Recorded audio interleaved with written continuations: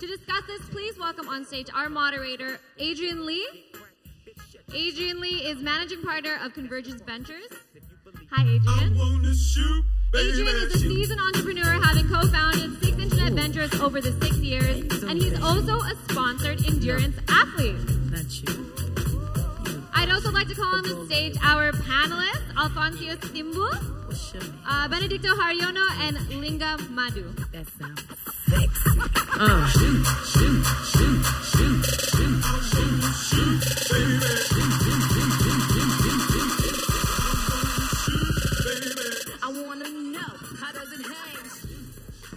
All right, good morning, everyone. How are you all doing? So it's no doubt ASEAN and Indonesian digital economy has hit an inflection point. If you look at the recent Google and Temasek report, the ASEAN digital economy is going to be worth $240 billion by 2025. The recent McKinsey report said that by 2022, in just 3 years, Indonesian e-tailing is going to be worth $65 billion. Now, if you look at China at the moment, it's said there are 164 unicorns in that market right now.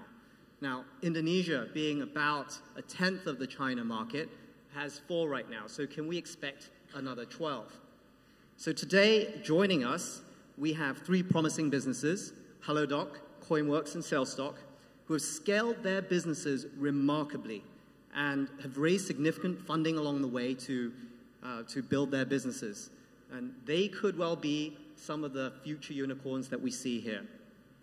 So they will talk about their journey, challenges and prospects for their businesses.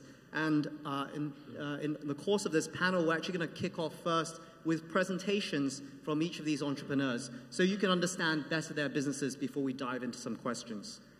So to start us off, we have Alfonsius Timboel. He is VP of Products at Halodoc.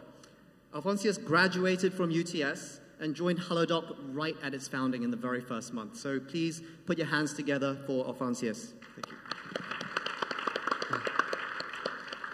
Good afternoon, everyone. So I'm here to introduce you about Halodoc. So Halodoc started in April 2016 with our missions to simplify access to healthcare. Why we think healthcare is important in Indonesia? It has a lot of challenges as a country itself. They have a lot of violence with the 4th largest populations. They have a lot of villages, and then like traffic is also a big problem, especially in the big capital cities like Jakarta. Now, if you look specifically into healthcare, we will have big problems as well. Number of physicians that we have against the world itself, we only have 3 against 10,000 populations. Compared to the rest of the world, they have 13 against 10,000 populations. So lack of the doctors, the physicians, this is becoming a big issue in Indonesia as it's growing their populations. Specifically the specialists, we only have 1,000 cardiologists. Now that's like one cardiologist serving 60,000 people all over Indonesia. So if you look at typical patient's journey in the hospitals in Indonesia itself, it can take about 4 hours. If you go to the hospitals, you have to travel. When you arrive to the hospitals, you have to check in, you have to validate. If you have an insurance, you have to validate those. It can take some time to get, am I going to get this for free, covered by insurance or not? You have to wait for the doctors to come in for consultations that last only for 10 minutes.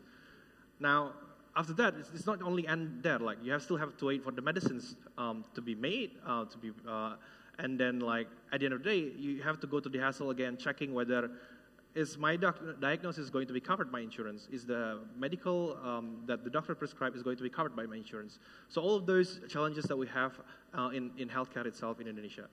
Now, we've been trying to do this and trying to reduce the experience between from 4 hours to 35 minutes using our technologies. So let me talk to you about the product itself. So we're running a product ecosystems because we think that healthcare has to be solved as a platforms. So to start with, people can go online and like, download our apps and then find the right doctors they want to talk. Is it a specialist? Is it a general practitioners? They can chat, call, or video call with the doctors. At the end of the consultations, based on your diagnosis or based on your sickness level, they will be able to recommend a medicine. Now, knowing what medicines to buy, you can just one-click them, and then we will find the nearest pharmacies that will be able to complete your orders and get delivered by Gojek within 35 minutes. So it not only stopped like that, we also have an adherence programs where people can set reminders. So this information is useful, this data is useful to send back against to the physician itself, whether you are honoring your medical adherence itself, whether you're taking your medicine regularly. So it's built on full ecosystems to improve your healthcare experience. There is all other articles. Healthcare education is also a big sector. We need to educate people about the latest outbreak things that you have to do, part of our prevention strategies. We also partnered with the largest lab providers in Indonesia, so you can get blood sample at your home or at your work and then get the result inside your app. So all of those combined with capability to link with insurance as well as the payment providers to get your benefits directly without having to pay a single cent. All of these informations combined into one, we started building these electronic medical records in our platform so you can see whatever you buy, what consultation has happened in the past, and so on and so on. I think that's all about Halodoc. Thank you.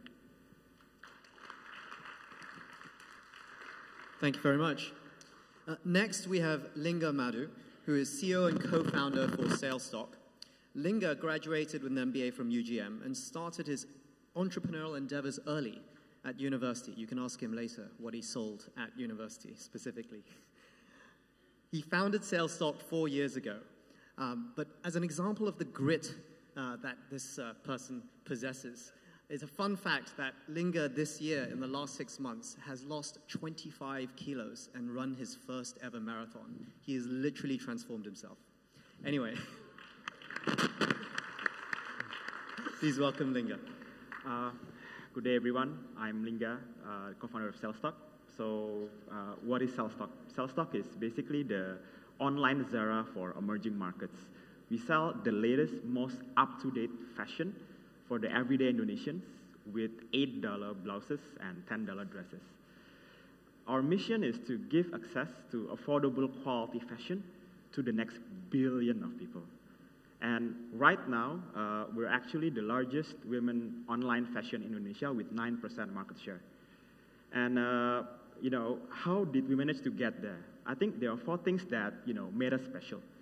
It's private label, it's merchandising tech, logistic tech, and coba dulu baru bayar, try then buy. So private label, more than 80% of our revenue, of our apparel revenue, comes from private label, things that we make and design on our own. And you can see, why we decided to go with private label. Aside from the very obvious, higher margins, private label are just better in terms of quality. So we track retention on a SKU basis, and when we compare the retention between the private label and the non-private label, the private label, has 27% higher retention than the wholesale buying / the non-private label. So, I think this is very easy to see why, right? Aside from better quality control, it's also the universal problem of consistent sizing. You can imagine if you're buying from a marketplace with 1,000 different sellers. They will have 1,000 different L size, 1,000 different definitions of what is cotton, and buying is practically almost like a gamble. Now, because we're a private label company, we take inventory, and taking inventory model is a double-edged sword, meaning in the pro side, it's better quality, better margin, but of course, on the con side, it's higher inventory risk. So if you take the wrong inventory decision, it will be very costly. H&M will be, one of the prime example. So we feel that we kind of, might have solved that with our own, merchandising tech. So our merchandising tech help us to predict trends and forecast supply and demand, for fashion. So I think, just to give you some example, these are 2, very similar SKU. Maybe for the human eye, you can see, that the right SKU has different colors than, the left SKU. But then, for computers, they can analyze, more than 1,000 of different variables and making a decision that, hey, you know what? The right one are actually way better than the left one. And that was the case. The right one sells 18 times better than the left one. And this is how computers can make better inventory decisions than human. And this, reflects in what we call a sell-through ratio. So we basically doubled our sell-through ratio. So for those of you who are not familiar with sell-through ratio, it's from 100% inventory that you acquired on day 1, how many % would you be able to sell on day 30? And we did this high numbers across 15,000 SKUs, more than 15,000 different SKUs, and without discounts. Most retailers, to get to higher number, they'll do discounts, not us. And not only that, we reduced the inventory level from 4 months to just 1 month. Now, aside from the affordability, the access part is also important. And if we really want to serve, the everyday Indonesians, we have to solve one of the biggest bottleneck of Indonesian e-commerce, which is, the logistics. And you can see, why. It's just damn expensive to ship something from Jakarta to Papua. If you go to any, e-commerce site or even some big marketplaces that uses some of the bigger, 3PLs, to send 1 kilogram of package from Jakarta to Papua will cost you around, 6 to 7 USD. But for us, it only costs us 1.9 USD with better or not, if not, same SLA. And this technology and infrastructure has enabled us to do what we call the Coba Dulu Baru Bayar, try then buy, the first of its kind in Southeast Asia. So how does this work? Like, you basically order like you would normally, have ordered through online. Our courier, the courier will deliver the items to your house or to your, office. The courier will wait for 15 minutes while you can try, the clothes at the comfort of your own home. You only need to pay items that fits you. So hopefully, we are hopeful that this will solve an old age problem of online versus offline fashion, where in offline fashion, you can actually feel the fabrics, right? You can actually, try on the clothes to see whether, it fits you or not. Like, we want to bring that offline experience directly to your doorstep. And, great products, great logistics, and trust are what wins our customers' love. And, we recently did the semi-independent survey, study, where we, surveyed 2 major segments of our customers, the one-time customer and the, repeat customer. Even on the one-time customer segment, like, most of them see us as, the most preferred place to shop fashion online. And that number, basically more than doubles if you look at our repeat customers. So I think, private label, merchandising tag, logistic tag, and Coba Dulu Baru Bayar are some of the first steps that we're currently taking to really reach our mission of, delivering access of affordable quality fashion to the next billion of people. Thank you.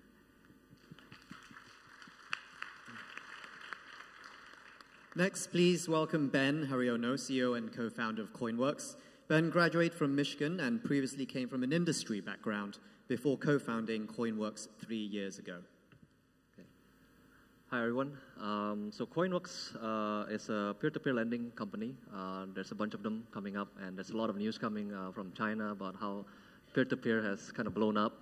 But I think Indonesia will be very different. Why? Because we feel the users, the lenders, and the borrowers here are very different from the behavior of China. But when we set up KoinWorks, our mission was to give lending to the previously underbanked segment. And why we choose peer-to-peer lending as a business model is because we know previously Indonesia has been mostly served by the traditional finance, and they have been very conservative in their risk management. And in order to cater to this new market, we had to add new participants into the market, and that's why the marketplace is there to liberalize and add new people, serve these people, and hopefully the traditional finance will later on come in once the market is more proven. So KoinWorks up to date, we have the largest retail-based lenders in Indonesia. We have about close to 100,000. I think it's about 40 to 50% of the registered lenders in the OJK registered players. And we've recently also added credit insurance into the ecosystem. So our platform, our ecosystem, has become more secure. Risk management is much better, as more mature, I would say.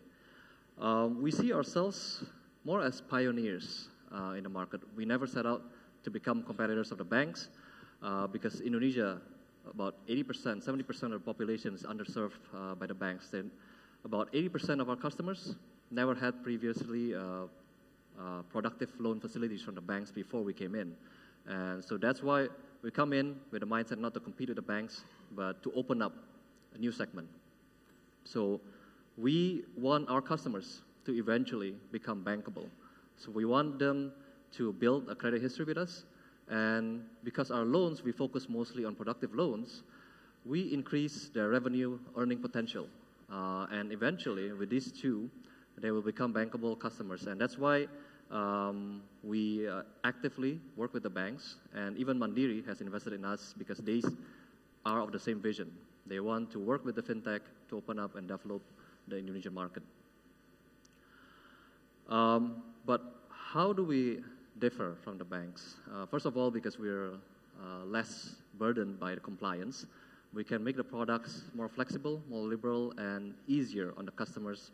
And we can underwrite much faster than the banks. Now, in certain products, we can already do about 2 to 3 hours approval of some loans. So same-day approval, for example, in Tokopedia and some of our e-commerce partnerships.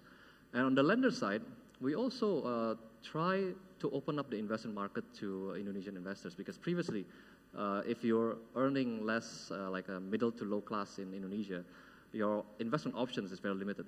And that's why we come in, and because lending is something that is easy to explain, easy to understand for most people, it's a product that they can come in with minimum amount of capital and start learning. And these are our numbers recently.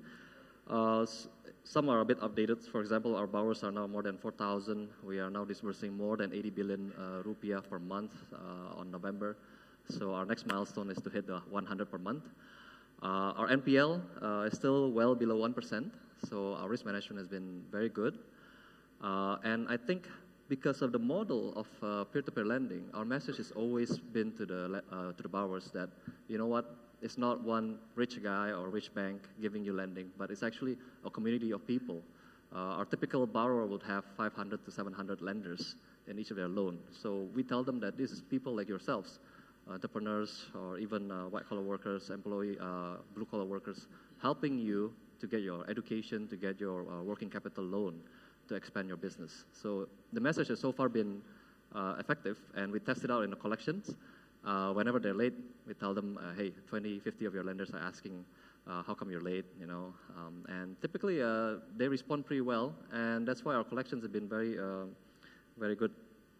And again, our mission is about social impact, so we also measure about how effective are our loans. So when we did a study, about 60%, we see about 60% increase in earning potential of our borrowers about 6 to 9 months after they took our loans.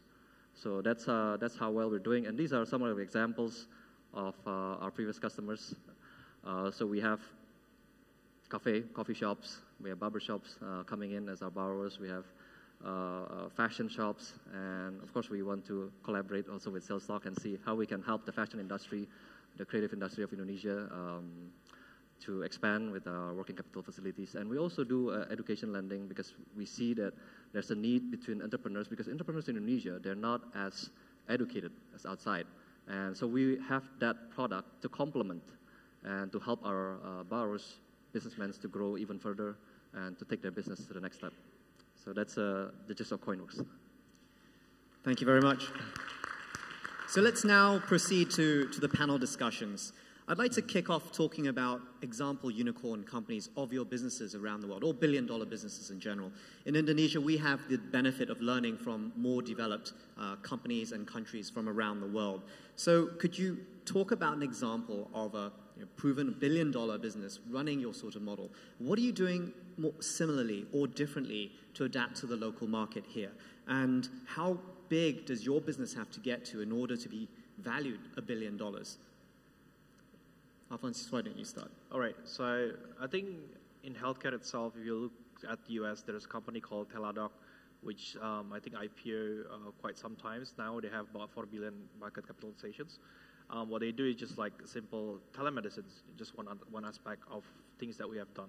If you look at China, there's a couple companies. I think Ping An, Good Doctors, just IPO a couple of months back, and as a unicorns, there's WeDoctor as well. Now the China players, of course, following the path of like WeChat. They're trying to solve similar thing like us in here, meaning like they are doing a lot of things, not only teleconsultations, they do appointments, they do medicines deliveries, and so on and so on. So I think what's the difference? We'll always look at these examples overseas trying to adapt to the local markets, because the market's different. They have different cultures, they have different problems, right? We see things that we can work, like for example in Halodoc we see that they try to work with the corporate companies, things that we can adopt in here to sort of like reduce absence, like you have to go to other hospitals, you have to go to doctors, you have to go to BPJS. Why can you just solve that using teleconsultations and get medicines? So those things that we adopt in here and try to solve the different challenges that we have in Indonesia. Same thing with medicine deliveries in China. In fact, they learned something about us as well. Well, in Indonesia, we have the power of Gojek, hence we can get medicines delivered in 1 hour. When we go to China, try to buy the medicine there, we can take about 2 days to get it delivered. So, but they have different problems. They have more about people coming there buying repeat medicines, whereas in our case, people buy, some of it is about painful medicines, like I'm sick right now, I need to get some painkillers or something like that. So, yeah. Thank you. In fintech lending, I think in the US, there's the likes of Lending Club or Prosper, and there's also Cabbage. They've focused mostly in consumer and also SME lending, but their models sometimes can be different, sometimes from marketplace lending, but Cabbage is fully institution type lending. In China, you see different types of fintech lending, but I think the biggest one would be Lufax, which rebranded as Lu, part of Ping An. I think in terms of Indonesia, when we first started, we looked at these models and tried to learn what we can, but we realized Indonesia is a much less mature market as compared to the US and China. So we started off more slowly and relied mostly with the retail lending. It's only recently now we start going off into institutional lending space, because Indonesian ecosystem, the banks, the lenders, they're not as open-minded, they're not as welcoming towards this new type of lending as the other ecosystems. So it has to be more progressive here as compared to the examples I mentioned previously. But I believe we'll get there, probably in the next 1 to 2 years, where I think the track record is there. For example, even credit insurance now is appearing, and apparently it's not common in other countries. So it is actually a lead innovation for the insurance industry to come first in Indonesia to provide credit insurance for this previously underbanked market. I think for us, we're a pretty simple business. I mean, we sell fashion. There's Zara, there's Uniqlo. And for the online version, in the UK, there's this company called ASOS, if you're familiar with that. And then in the US, there's ASOS is currently valued at 7 billion. There's Boohoo.com in the US, which is valued at 3 billion. And of course, the monster in the room is Zalando, which is from Germany, which is valued at, I think, 11 billion. And Zalando is actually pretty interesting because accidentally our model is quite similar with them in the sense that they're leveraging a lot of technology to try and predict fashion trends and, of course, forecast supply and demand. They do have like this, team of 20, 30 PhDs working on, machine learning model just to predict those. We don't have that kind of luxury of talent, especially in Indonesia, but we make do what we have. If there's any, adaptation that we need to do is probably more, I think, on 2 aspects. I think the first one is on the trend aspect. I mean, like what's trending in Europe, what's trending in the US, doesn't necessarily trend, in Asia, especially in Indonesia. So this is how we try to adapt the trend, especially to a more modest, fashion, catering to the majority of Muslim population in Indonesia. The second one is probably on the, COGS and the supply chain itself. Because, a lot of the companies, fashion companies, they try to do their own, they manufacture whether in the Europe or in the China, but for us, we manufacture it locally. We try to, get a good quality with still, trying to give the most up-to-date, fashion and the latest fashion as possible. Thank you. So in the interest of time, we're just going to have one of you answer each of these following questions. One of the things we see in Southeast Asia is that startups are, as they achieve scale, are diversifying horizontally much faster than their, for example, US counterparts. Grab, Gojek, for example, go into multiple product lines. And I think we've begun to see that with each of your companies as well. Can you comment about why diversify versus focus on your core product? Who would like to answer this one? Yeah, I can answer first. So when we first started, I think we started only as a contact doctors company, meaning we just provide teleconsultations, and then there is also medicine delivery. We see it as like disjointed systems. To answer your questions, I think we do a bit of balance between diversity and focus, because we think that if we're not solving the pain deep enough, then you will not have the returning users. The user doesn't like using your software, your applications, and so on, right? So diversifications provide us early market advantage, the first mover advantage, but we also like to see like being able to understand the pain point a little bit details before actually we diversify into that business. So you see Halodoc has started as like 2 products only, as like telemedicines and Apurikantar. Now we're branching out to lab service. Now we're doing hospital delivery. So if you go to one of the 100 hospitals that we currently implemented, you can get free deliveries after you get medications from the hospitals. So those things that we're trying to do, I think sooner or later we're building the healthcare platforms. That's what we believe in, because we cannot solve healthcare in silo approach like in the US probably, just solve one part and then like work with other business. So those are the strategies that we're building right now. Thank you. And just continuing quickly on that, what was the single biggest challenge you faced in scaling as you diversified and grew at the same time? Yeah, I think the operational teams become bigger. I was just chatting with Ben this morning, like typical tech startup usually have 30% of their employees as tech employees, right? Whereas in our companies, the challenge of diversifying, then you will have people deployed into multiple different operations. So the tech companies might be, instead of 30%, we only have about 10 to 20%. Whereas you have to do a lot of hacks trying to understand what we can do to solve the customer's pain, and then doing that operationally first before building the product to scale it. So from time to time, then we adopt the challenge by employing more people in a way, and then implementing tech solutions and reducing back to what we are supposed to be as a tech company. Thank you. Now, we know that timing is obviously an important part in scaling a company, and so we want to talk about some of these external factors to scaling. In the last 18 months, fintech in particular has captured the attention of a lot of investors. And so, Ben, I'd like to ask you, from an external standpoint, how has that helped you or even hindered you in the last 18 months as all this attention has been on fintech? I think fintech, again, is so new to the Indonesian, Southeast Asia as a region. So even when first of all, when we first head out and spoke to the banks, they were like, who are you guys? Like, can you underwrite better than us? And they set up their own business units even. When we first set up our collaboration with Lazada, it was the first between e-commerce and financial institutions. And after that, after we spoke to banks, some of them opened up within 4 to 6 months. And of course, until now, none of them are successful. And now, they become more open to working with us because they realize it's not within their capacity to do so. So as a marketplace, yes, we do fundraising on the debt side, looking for funding partners to come in, not just retail lending, but also institutions to come in.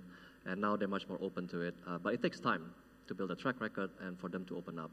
On the right-hand side is the equity fundraisers. Believe it or not, even though fintech was huge, a lot of people were talking about it, but a lot of the equity investors, the VCs, they were also quite confused. What kind of valuation do they need to give? What kind of traction before they see they're comfortable about investing into us? But it took time. But now I see a lot of the investors are much more open. They're more aggressive, and I think there's quite a standard that they already set up. So I think if you guys are doing fintech now, you're much more comfortable than when we first started. It's the ecosystem is much better. It's much more equipped to drive your growth. Thank you. And last, I'd like to actually touch on internal factors of scale. If you listen to Reed Hastings talk about scaling Netflix, culture was one of the most important parts of that company that allowed it to grow, to not only grow, but also pivot to the business that it is today. Lingga, what do you see as the most important internal factors to have helped your business to scale to where it is? Sure, I resonate, with Hastings. Like, I think culture is very important, and I think culture-wise, we're a very mission-driven company. We feel that, we're not just selling clothes, but we're giving, social impacts by giving what previously wasn't available to a lot of people in the second tier and third tier city. And we deliberately, took time to really onboard the right kind of people, do one-on-ones, culture programs, even like office parties that instills this, mission in, their day-to-day lives. So I think, that's my 2 cents. Ladies and gentlemen, that's all we have time for today, but please put your hands together and thank you very much to our panelists for sharing their journeys. Thank you. Thank you very much, Adrian, and thank you guys for your panel.